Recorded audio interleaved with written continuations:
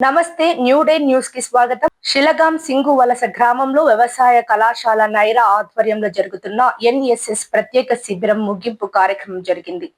ఈ కార్యక్రమానికి ముఖ్య అతిథిగా జిల్లా ఉపాధి ఆఫీసర్ కె సుధా హాజరయ్యారు. విద్యార్థులు ఎన్ఎస్ఎస్ కార్యక్రమం చేయడం వలన వాళ్ళలో ఆత్మస్థైర్యం, సేవాభావం పెరుగుతాయని ఈ సందర్భంగా ఆమె చెప్పారు.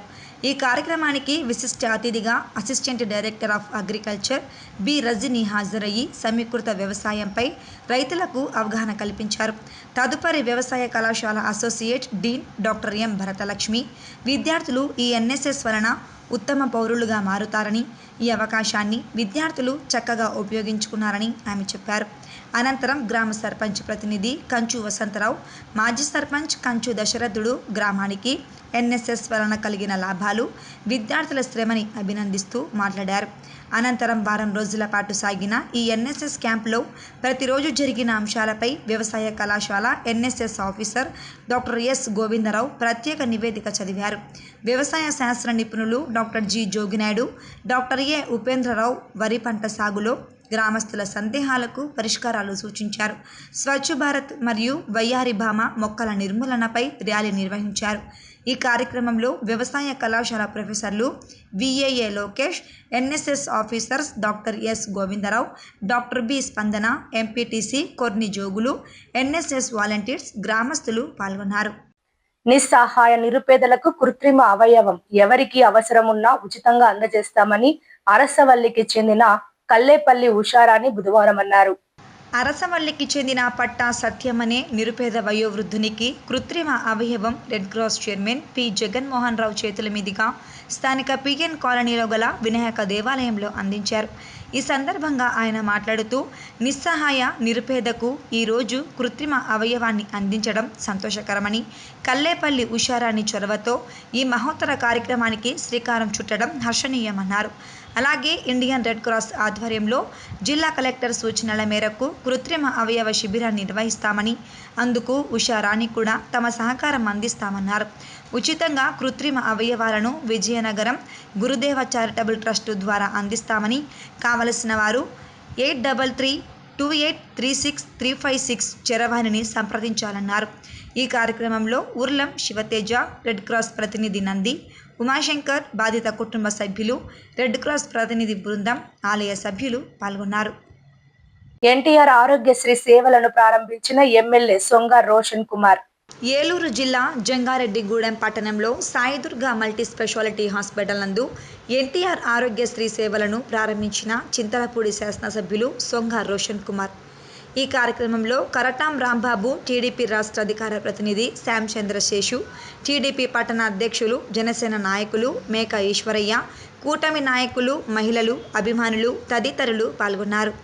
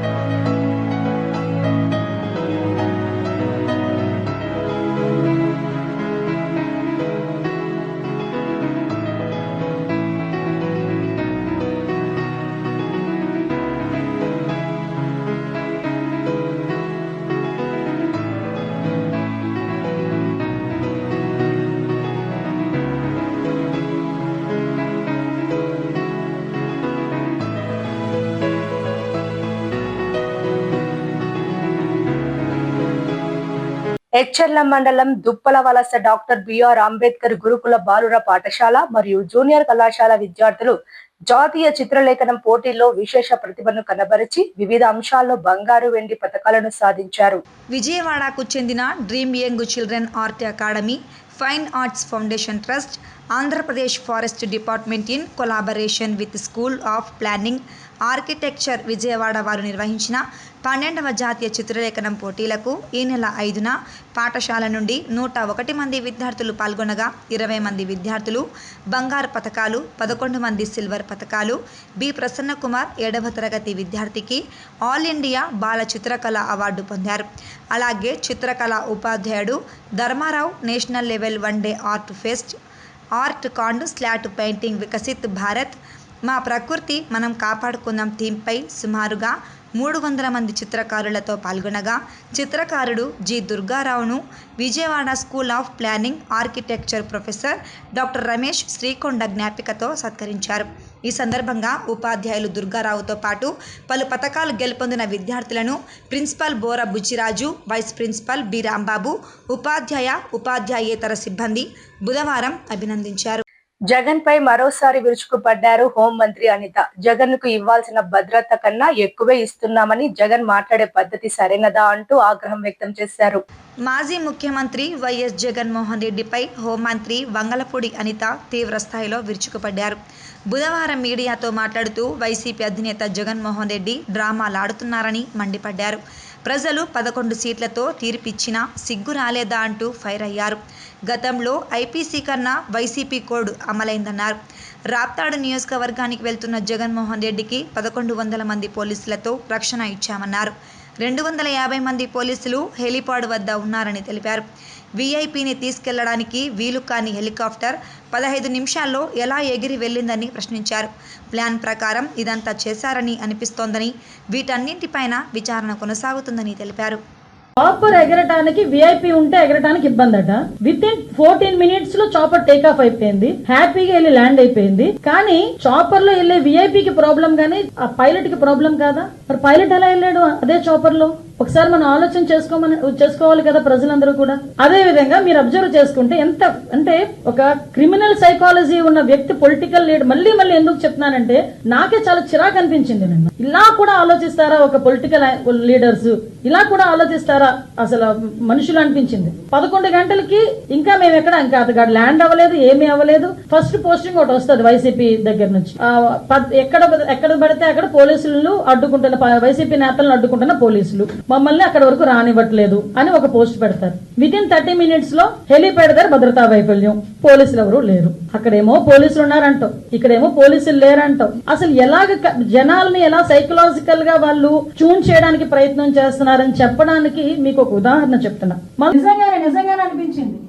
ఒక పోలీస్ కాకి చొక్కా ఒంటి మీదకి రావాలంటే ఏదో బయటకు వెళ్ళి సిఎంఆర్ లోనో లేకపోతే ఎక్కడో లెక్కీ షాపింగ్ మాల్ కో లేకపోతే ఇంకో షాపింగ్ మాల్ కి వెళ్ళి కొని తెచ్చుకున్నంత ఈజీ కాదు. కాకి బట్ చొక్కా మీద పడ్డం అంటే ఆ కాకి చొక్కా పోలీస్ కానిస్టేబుల్ దగ్గర నుంచి ఐపీఎస్ వరకు కాకి చొక్కా ఒంటి మీద పడాలంటే ఎగ్జామ్స్ రాసుకొని రన్నింగ్లు పాస్ అయ్యి వాళ్ళు బాడీ ఫిజికల్ ఫిట్నెస్ కి వాళ్ళు పాస్ అయ్యి అదేవిధంగా ఇంటర్వ్యూలకి అటెండ్ అయ్యి కఠోరమైన శ్రమ చేస్తే తప్ప ఆ పోలీస్ చొక్కా ఒంటి మీదకి రాదు, ఆ కాకి చొక్కా ఒంటి మీదకి రాదు.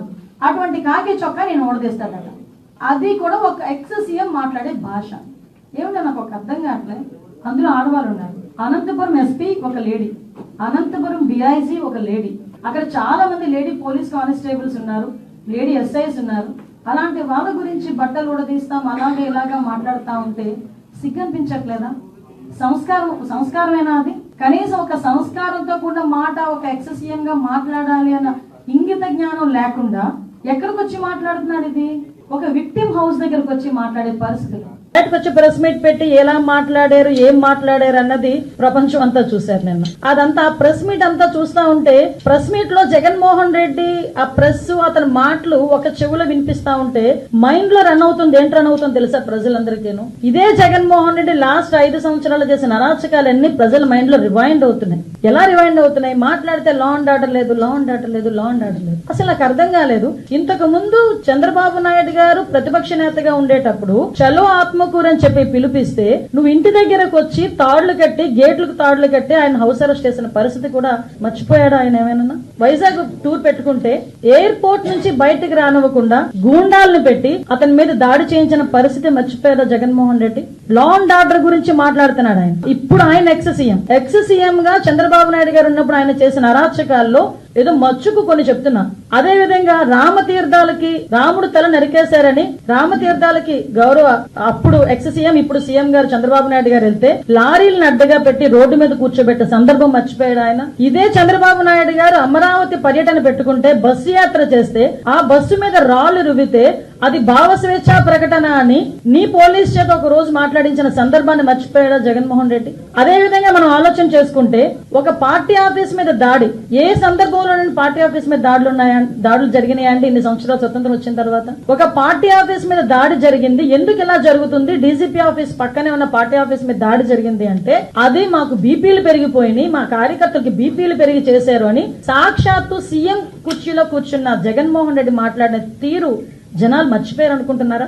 అదే విధంగా మన కస్టోడియల్ టార్చర్ నేను మాట్లాడాడు ఎవడో వీడియో చూసుకొని ఆ ఎమ్మెల్యే వీడియోలో చూపిస్తూ పోలీసులు ఇలాగ మమ్మల్ని ఇబ్బంది పెట్టారని మాట్లాడారు. ఆ సంస్కృతికి మాది కాదబ్బా. కస్టోడియల్ టార్చర్ పెట్టి ముసుగులు వేసుకుని కొడుతూ వీడియో కాల్లో చూసి ఆనందపడిన సందర్భాలు మీరు మర్చిపోయారేమో గానీ ప్రజలు ఇంకా మర్చిపోలేం. మేము ఎలాగో మర్చిపోలేం, ప్రజలు కూడా మర్చిపోలేం. లోకేష్ గారి మీద కేవలం ప్రశ్నించినందుకు 23 కేసులు పెట్టిన పరిస్థితి మర్చిపోయారు. మరి ఈ రోజు నువ్వు వచ్చి లా అండ్ ఆర్డర్ గురించి మాట్లాడతావు, చంద్రబాబు నాయుడు గారి గురించి మాట్లాడతావు, పవన్ కళ్యాణ్ గారి గురించి మాట్లాడతావు. పవన్ కళ్యాణ్ అక్కడ సీఎం మీద కేసులు ఉన్నాయి, డిప్యూటీ సీఎం మీద కేసులు ఉన్నాయి. సీఎం ఇప్పుడున్న సీఎం గారిని రోడ్డు మీద నిలబెట్టావు, డిప్యూటీ సీఎం గారిని రోడ్డు మీద పడుకోబెట్టావు. ఇప్పుడున్న స్పీకర్ గారి మీద కేసులు ఉన్నాయి, డిప్యూటీ స్పీకర్ గారికి కస్టోడియల్ టార్చర్స్ ఉన్నాయి, హోమ్ మినిస్టర్ నా మీద 23 కేసులు ఉన్నాయి. అలాంటిది చూసుకుంటే మొత్తం అందరు మినిస్టర్స్ మీద అందరు ఎమ్మెల్యేస్ మీద సుమారు 90% ఎమ్మెల్యేస్ మీద కేసులు ఉన్నాయి. అదో హత్యల కేసులో, కబ్జాల కేసులో, దొంగతనాల కేసులు, ఆ కేసులు ఈ కేసులు కాదండి, కేవలం ప్రశ్నించినందుకు మా మీద పెట్టిన కేసులు ఇవన్నీ. నువ్వు ఈ రోజు వచ్చి మాట్లాడుతున్నావు. ప్రధానమంత్రి నరేంద్ర మోదీపై కాంగ్రెస్ అధ్యక్షుడు మల్లికార్జున్ ఖర్గే తీవ్ర స్థాయిలో ధ్వజమెత్తారు. ఏదో ఒక రోజు ఆయన దేశాన్ని అమ్మేస్తారని ఆరోపించారు. మహారాష్ట్ర అసెంబ్లీ ఎన్నికల్లో విపక్షాలను మోసపూరితంగా ఓడించారని ఖర్గే మండిపడ్డారు. యావత్ ప్రపంచం ఈవీఎంల నుంచి బ్యాలెట్ పేపర్ వైపుగా మారుతుంటే ఇంకా దేశంలో ఈవీఎంలను వినియోగిస్తుండటం విడ్డూరంగా ఉందన్నారు.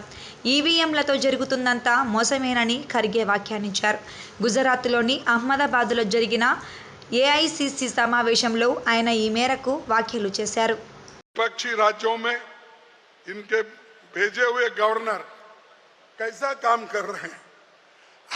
कल सुप्रीम कोर्ट ने ऐसा फटकारा मारा, वो जिंदगी भर हमारे मोदी साहब और उनके गवर्नर याद रखना चाहिए. आप पढ़े होंगे, पढ़े या नहीं? यही हमारे लोगों की मुश्किल है, ये नहीं जानते.